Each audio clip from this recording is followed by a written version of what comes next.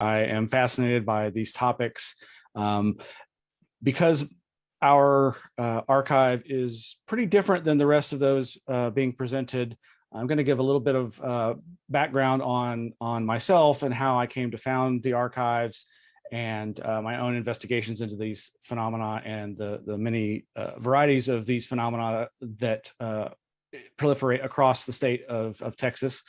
And then I'm going to focus in on some examples from our archives of original primary data and the challenge of researching belief-driven folklore with a focus on UFO sightings and the alien abduction phenomena. So I'll go ahead and share my screen and make sure to share sound. All right, so I grew up fantastically obsessed with these strange phenomena, UFO, science fiction, psychic phenomena. I, as a child, read everything I could get my hands on in my elementary school library, my middle school library, and my high school library. Of course, by the time of high school, I had started collecting my own books on these subjects and doing my own investigations and looking into the wide variety of phenomena that, as I say, are extant across Texas, from the Marfalites in West Texas to the ball of light phenomena in East Texas, in the Big Thicket, where there are also many Bigfoot sightings and other cryptid sightings up in the north part of the state. There, of course, was a infamous case called the Goat Man sighting.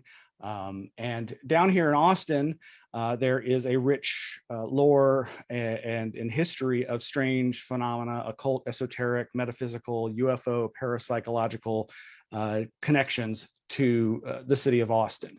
And all of this led me on my own journey. And upon graduating from high school, I was working at the city of Austin's public library downtown, and I was working in the periodicals department and processing the newspapers and magazines. And one of the magazines that we had a subscription to was the MUFON Journal, Mutual UFO Network, one of the largest civilian UFO research organizations in the world. At that time was headquartered in Seguin, Texas, of all places, had been there for years because that's where the director lived. It's since moved on, but through that magazine, I discovered that right next door to the downtown public library at the Austin History Center were regular meetings of the Austin MUFON chapter, the local chapter of the Mutual UFO Network. Over time, I began attending these meetings, and eventually I would actually become the leader of that local group. I also discovered around the same time a brand new group was started that was an abduction support group. And even though I hadn't had experiences, it was open to the public, and I started attending and made some great lifelong friends. So we are a 501c3 nonprofit. Our actual name is Scientific Anomaly Institute, but we call ourselves the Anomaly Archives. As I mentioned, Austin MUFON was kind of my door to a whole new range of people and interests in this phenomenon, people that were learning how to become field investigators. Texas has a illustrious history of hosting the annual conferences of this international organization. There's been conferences in Clear Lake City, San Antonio, and in Austin in the 1990s. And this 1990 period was really my obsessive expansion of my interest in all of these subjects. I would go on to found my own self-published zine called ELF Infested Spaces, ELF Infested Spaces, Journal of Possible Paradigms. I published that in print form for many years. This led me on a wide range of investigations of all these different subjects I've mentioned, including the weird electromagnetic connections to these strange phenomena, whether it be paranormal hauntings or UFO close encounters or claims of mind control conspiracies and whatnot. In 2001, I was going to host the National UFO Conference's 38th annual conference. This unfortunately ill-fated event was canceled due to the tragic events of September 11th, but it was going to be a 3-day, 3-night fantastic event here in Austin at the original Alamo Draft House, which of course has now grown to many locations. In the wake of that event being canceled, friends and I started this local newspaper magazine called Austin Para-Times, We, of course, investigated all the Bigfoot conferences that were going on, reported on JFK assassination conferences that were going on, and talked to a lot of people in all these different fields. And my time spent in the zine scene of the 1990s really led me to a wealth of individuals who were themselves seekers in these various areas of research. And I've just continued that expansion of my my own personal collections, all of which eventually led me to the founding of the Anomaly Archives. I do want to take a second to talk about the work of, or to at least bring your attention to the work of a good friend of mine, anthropologist Susan Lepselter. She was actually researching her dissertation for her anthropology degree at the University of Texas during the height of the abduction scene in the 1990s. I mentioned the Austin MUFON meetings and the Austin Abductee Support Group meetings. These were, you know, this scene was exploding. There were a lot of people coming forward with these strange, often horrific and interesting tales of close contact with seeming alien, some other kind of intelligence. And even though she did all that research back in the 1990s, this book of hers, The Resonance of Unseen Things, Poetics, Power, Captivity, and UFOs in the American Uncanny, was published only as recently as 2016. It's a fantastic book, highly recommend it.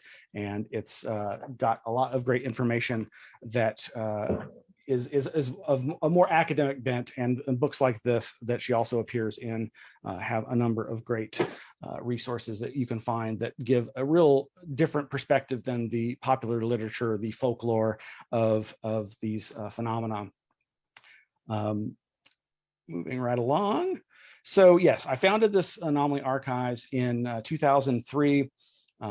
It was initially founded with the about 1,000 books of my own that I'd collected on my own, as well as with the help of a good friend named Wesley Nations, who I'll mention in just a second.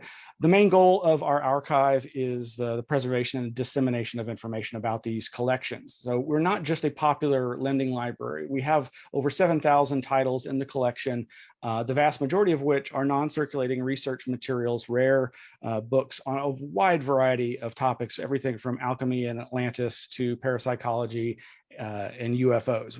UFOs and parapsychology are perhaps the biggest sections that we have.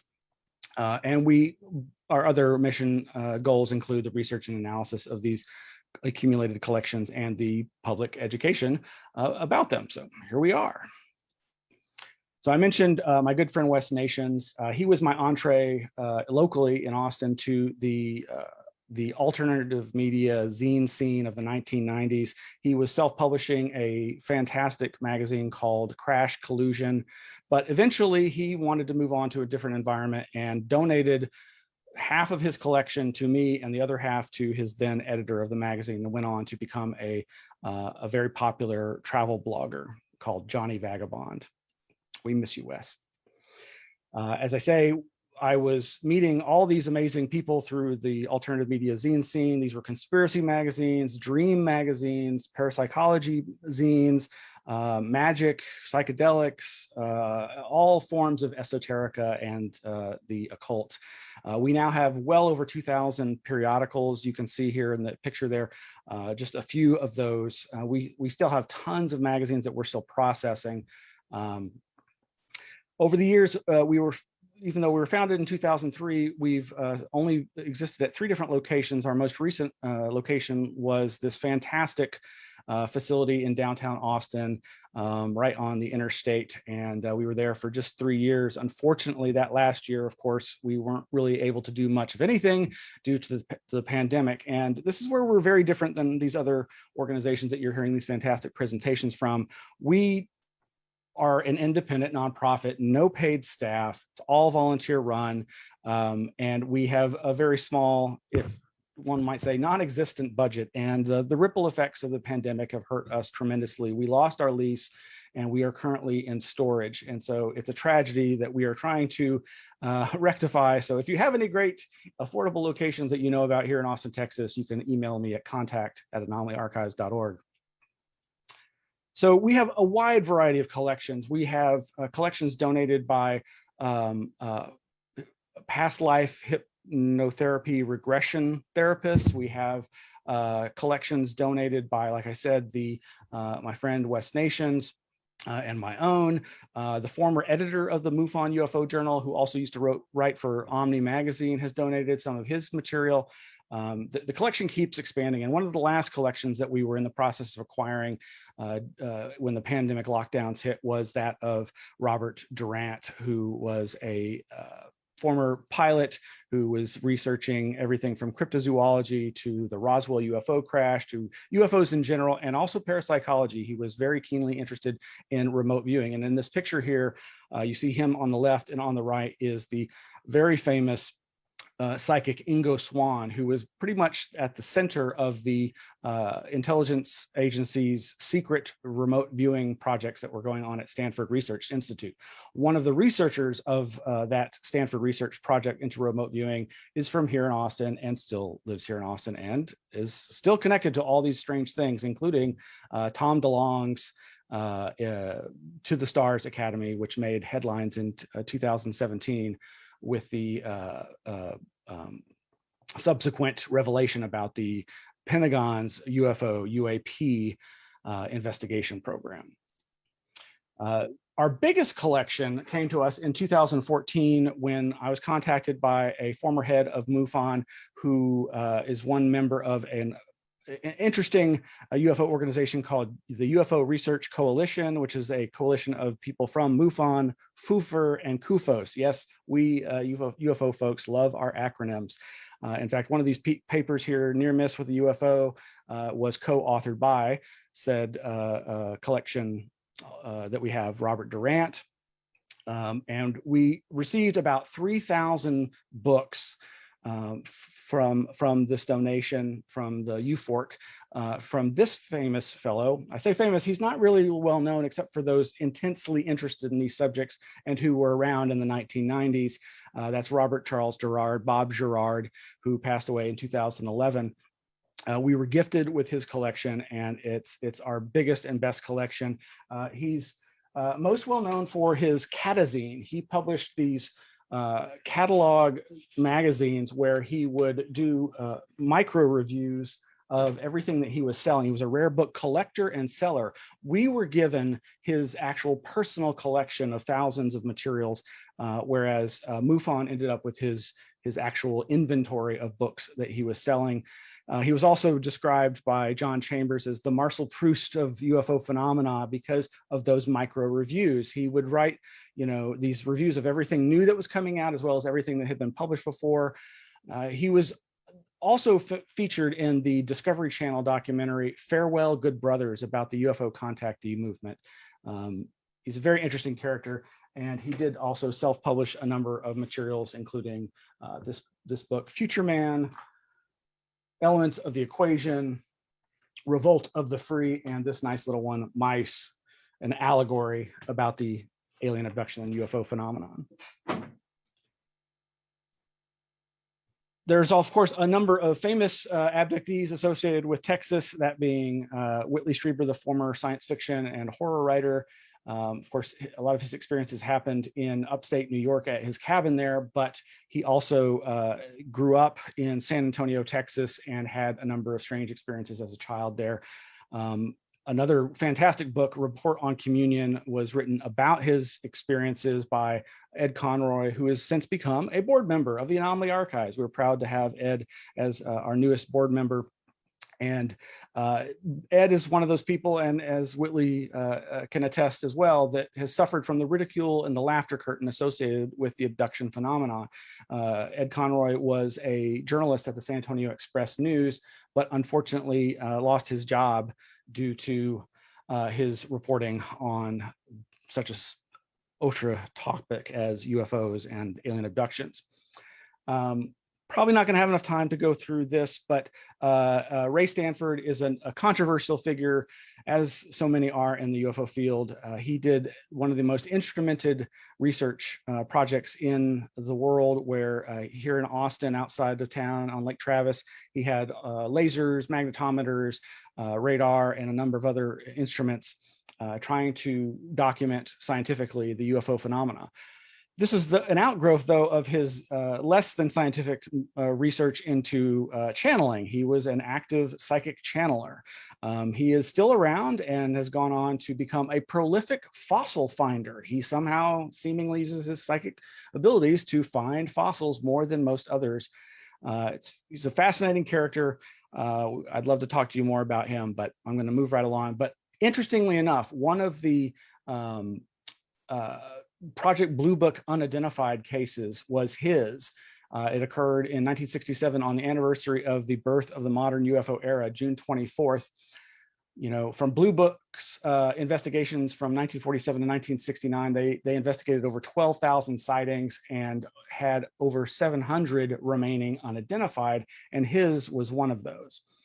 What I'm going to have to skip over here for time was this audio clip of him describing that famous unidentified case. In 1967, June, on the anniversary of the Ken O'Donnell thing, I had gone out alone by myself out to the Mansfield Dam. So another abductee in Austin who's I met through the abductee support group and the Austin MUFON group was a woman named Josie Gallant, who, to the best of my knowledge, has unfortunately passed away. She moved away many, many years ago. We have archived her website, Red World, where she featured a lot of her different art. You can see a sample of it here down in the corner. That's kind of a nativity scene, but with aliens. And one of the rare things that we have in our collection is this video from Access Community Television here in Austin that features her artwork alongside some didgeridoo that may actually be by another Austin experiencer who actually donated her collection to me. But here's just a quick sample of that audio and video.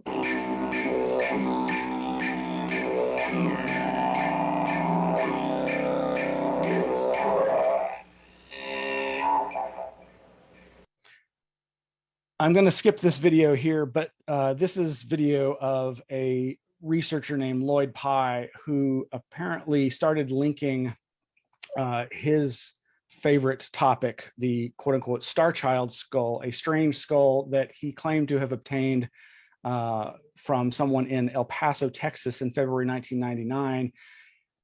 Most evidence seems to point to this being a malformed human skull of a child who died of congenital hydrocephalus, enlarged head. And he links it to the work of and the artwork of Josie Gallant. Now, Josie's experiences, to the best of my knowledge, have never actually been investigated or really documented except through her artwork and through her letter writing to researchers like Lloyd Pye.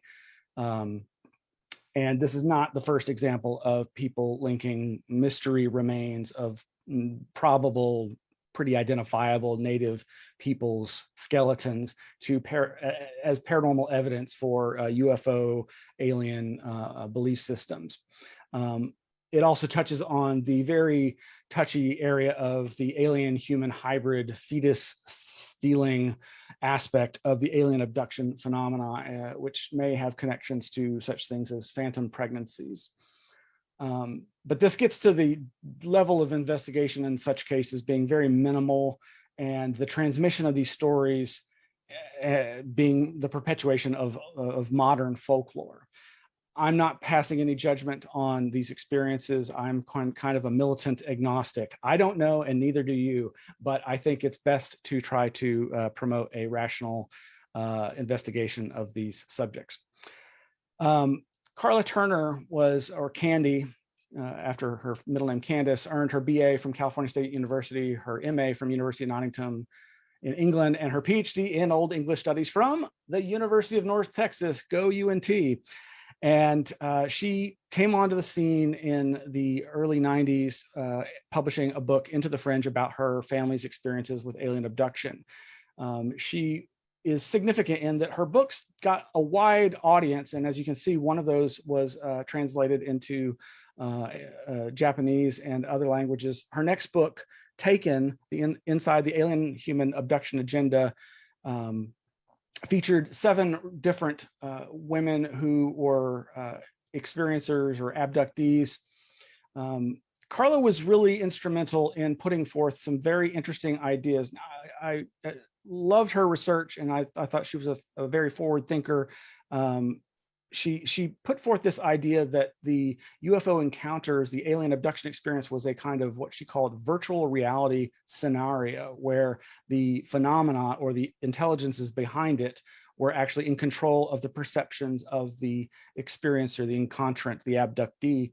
And this was a kind of a radical idea. And her sudden death has spawned a number of conspiracy theories that have to do with the idea that her information was being suppressed.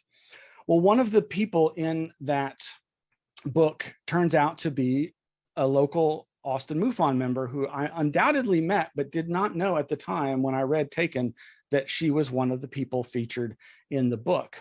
And this is Jane Ginthy, who is a self-professed trance medium. She passed away several years ago, and we were gifted her personal library of UFO books and her voluminous personal diaries, her dream journals, and all these binders of material, including photographs documenting her UFO sightings and the strange marks that she was finding on her body, like so many abductees report. She had gotten in contact with Karla Turner and ended up as, I believe, chapter 6, Jane, in the book Taken. And in that chapter, we read, "Something deep and profound has been occurring to me since July 1992, she said. If you ask me if I've been abducted, I have to honestly say I have no absolute memory per se. I can only point to my scars and say I think something has happened, but I cannot remember. Only flashes of things, and I'm not sure I can trust the flashes." And Karla Turner goes on to say, "From these research records and my investigations, the following account emerged showing the presence of an abduction history. In Jane's case, several things are noteworthy. For one, the frequency of her UFO sightings is well above that of the typical abductee, and several of them were multiply witnessed or photographed. Also, while Jane has not recalled a conscious encounter, most of her memories have come from conscious flashbacks rather than dreams. Her dreams, by the way, are vivid and frequently recalled, but they seem only occasionally to contain alien-related information, and this is usually in a screened form. Finally, Jane's experiences have involved a number of telepathic communications and sudden knowings of messages or information." Now, that's not unusual in the abduction phenomena. While there is often physical evidence cited to try to corroborate the physical reality of these experiences, they often involve dreams or flashes or consciously recalled information. One thing Karla Turner was criticized for was her perhaps over-reliance on hypnosis as a source of information.